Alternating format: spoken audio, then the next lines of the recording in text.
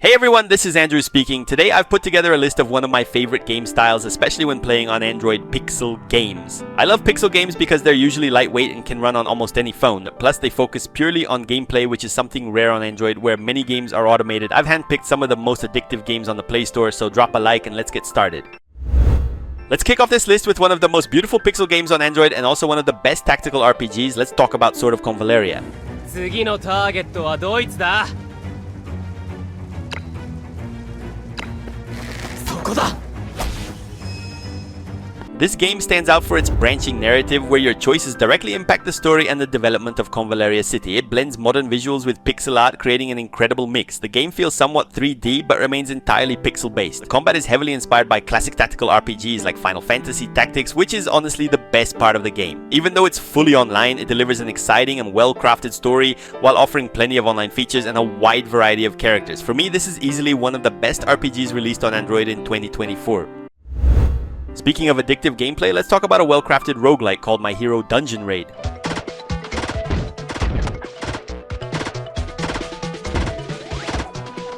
At the start, players can choose from 5 distinct classes, each with unique abilities and weapons. The game features 176 mythical pieces of equipment, 88 individual weapons, and 91 professional skills, allowing for endless combinations to strengthen your character. One standout feature is the absence of automatic combat, requiring players to showcase their skills in shmup-style battles where you must dodge projectiles and attack strategically just like a classic roguelike. My Hero Dungeon Raid is for those who want a smooth roguelike experience but don't want to miss out on RPG elements. With its progression systems and many other highlights, this game really stands out. One of the only games from Square Enix that's completely free on the Play Store, let's talk about the legendary OCTOPATH Traveler.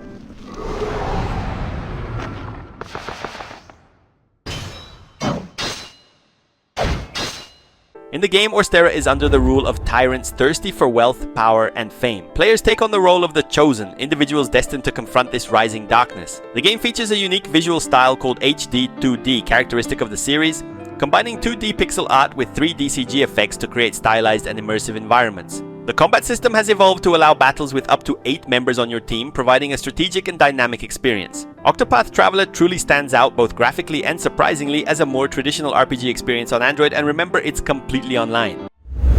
I got extremely hooked on this super simple game. Let's talk about Island Time.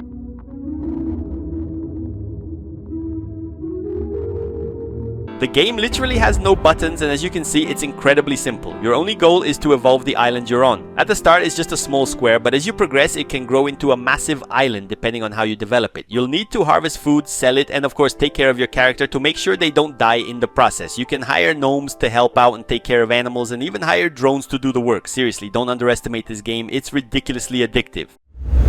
When it comes to stick figure games, I usually get a bit scared because Android can really churn out some questionable ones, but this one, not at all. Let's talk about Great Sword.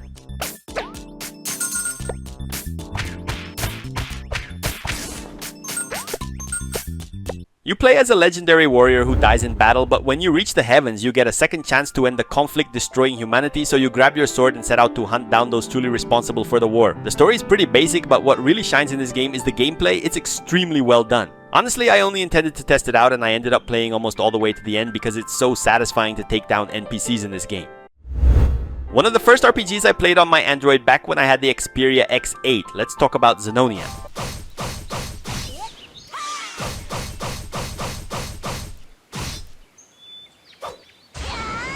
The ZENONIA series is an action RPG franchise developed by Gameville, now Com2 US Holdings, known for its anime-style graphics, smooth gameplay, and engaging stories. Unfortunately, today you can only play ZENONIA 4 and ZENONIA 5 on your Android, but trust me, you'll have a blast with these too. ZENONIA 5, which is the most popular these days, has evolved quite a bit, even adding a PvP mode, which I used to play every single day with my paladin. The game is truly a masterpiece. It's a shame it got forgotten. If they released it today, it'd probably be an absolute hit, but hey, at least we still have one to play, and it's the best of them all. Another super simple game that somehow manages to be insanely addictive and incredibly lightweight. Let's talk about Island Defense.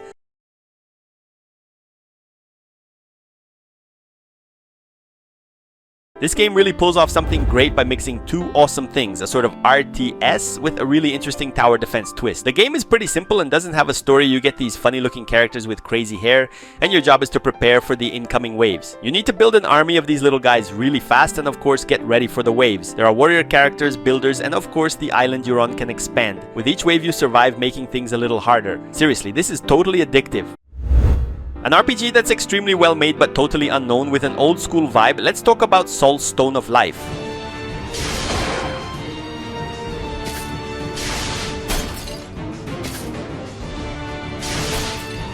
The game takes place in a magical world where a precious gem known as the Stone of Life holds mystical powers. After 2,000 years of being intentionally hidden by its defender Ignis, the stone resurfaces, catching the attention of the evil Necrosis, who seeks to reclaim what he believes is rightfully his. The game has that classic pixel gameplay we all love, inspired by Zelda. It offers really solid gameplay and tons of RPG elements, making it even better. Stone of Life is an RPG that combines references to classic games and fantasy tales, delivering a fun, action-packed experience. If you love this style of game and you've played Zenonia, it might be worth investing some time in this one.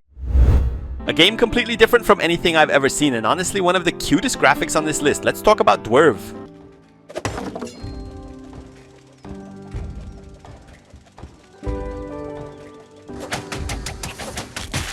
You play as DWERVE, a young dwarf engineer exploring a ruined kingdom in search of ancient technologies like towers and traps to defend your people from the witch queen Vandra and her hordes of monsters. It's like a tower defense game where your character builds traps and other helpful things, but it's also an adventure game with a solid story. Honestly, I didn't think I'd enjoy this game as much as I did. To be honest, I didn't even know what to expect from it, but it really surprised me. Just a heads up, this game is unfortunately only available on TapTap. Don't exactly know why though. A game I ended up playing all the way through because I found it so addictive. Let's talk about the beautiful game Potion Permit.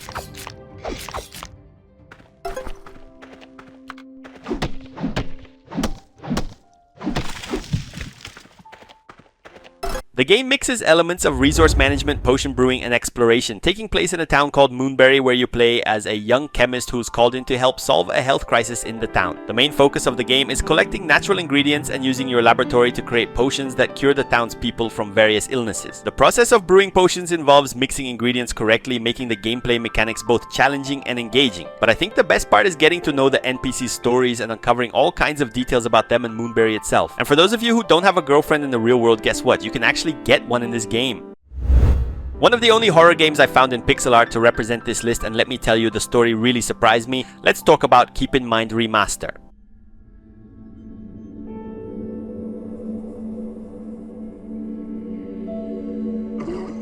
This indie psychological game follows Jonas, a man tormented by alcoholism, depression, and grief. One night he wakes up in a dark and distorted world populated by threatening creatures and a sky where the stars don't shine. Lost and terrified, Jonas must confront these entities to return home and uncover the truth about his inner darkness. The narrative explores sensitive themes like mental health and self-discovery, offering a reflective and emotional experience. The game is simple and not overly complex in terms of gameplay, but it still manages to captivate with its story, and you'll really be left wondering what happened to Jonas. It's a great indie horror game.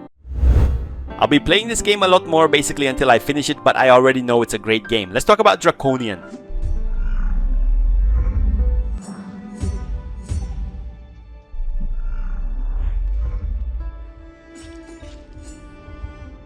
Players take on the role of Tedoras, embarking on a journey through wildlands, underground caves, and orc-filled dungeons, facing a variety of enemies like orcs, trolls, and sorcerers. The game offers multiple interesting interactions, whether through story mode or by defeating enemies. There are cities, including the one where our protagonist was born, as well as many monsters. One thing I really like about this game is the finishing system it has. I wasn't expecting it, and I thought it was a really cool addition. The game features retro pixel art graphics with detailed animations, providing a unique visual aesthetic that takes you back to the classic games. Without a doubt, Draconian is an underrated gem.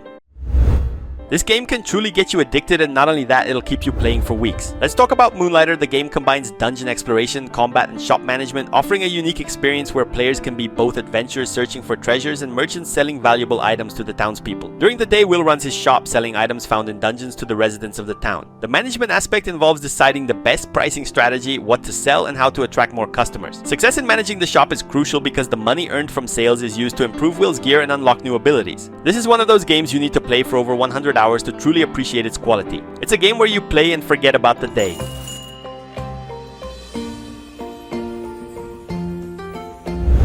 I call this game simply genius, and maybe I'm cheating by including it here. Let's talk about EVOLAND. The game is unique for its mechanic of evolving both graphics and gameplay.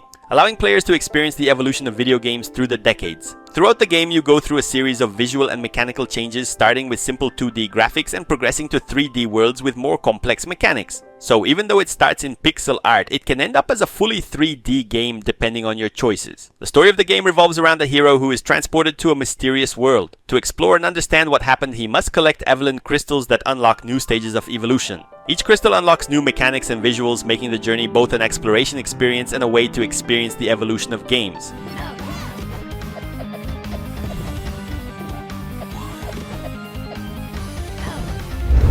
Let's finish this beautiful list with what I believe is the best pixel art online game on Android, Guardian Tales.